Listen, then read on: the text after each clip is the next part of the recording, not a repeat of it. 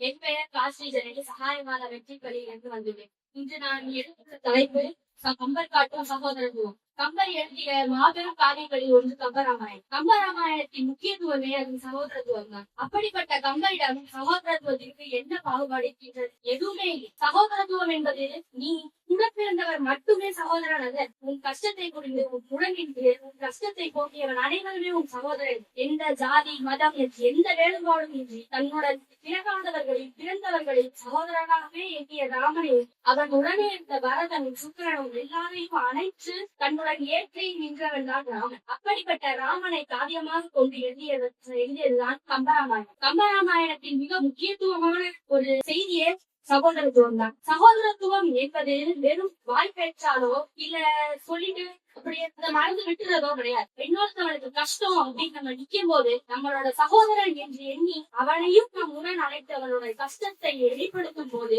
அவனுடைய முகத்தில் ஏற்படும் சிரிப்பு, புன்னகை நம் மனதில் இருக்கும் ஒரு பாடத்தை இறக்கி வைப்பதற்கு சமம். நம்முடைய வாழ்வில் எத்தனையோ பேர் வந்து போயிருப்பார்கள். ஆனால் அவர்கள் யாரையுமே நாம் நம்முடைய எதிரியாகவோ பார்த்திருக்க மாட்டோம். எப்பொழுதுமே நம் சகோதரர்களால் நாம் பார்த்திருப்போம். அப்படிப்பட்ட ஒரு உயர்ந்த எண்ணம் கொண்டவன் கம்பராமாயணத்தின் மிக முக்கியமானவை சகோதரத்துவம் என்பதால் ராமன் அவன் மாளிகையை விட்டு வனவாசம் செல்ல இருந்தும் போது தன்னுடைய சகோதரன் பரதன் அரசனே நான் ஆனாலும் கூட என் அண்ணனின் கால் செருப்பை சிம்மாசனத்தில் வைத்து ஆட்சிக்கிறேன் என்று கூறி ராமனின் கால் செருப்பை சிம்மாசனத்தின் மீது வைத்து ஆட்சிக்கிறார். அது சகோதரத்துவத்தின் மிக சிறந்த எடுத்துக்காட்டு.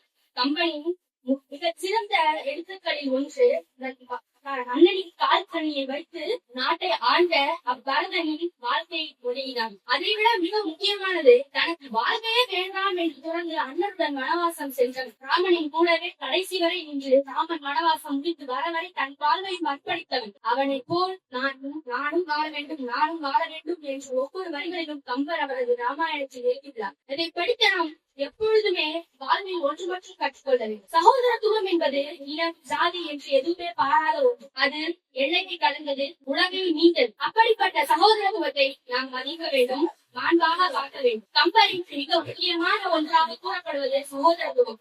அப்படிப்பட்ட கம்பருக்கு சகோதரத்துவம் என்று எடுத்துரைப்பவர் வேறு யாரும் இல்லை.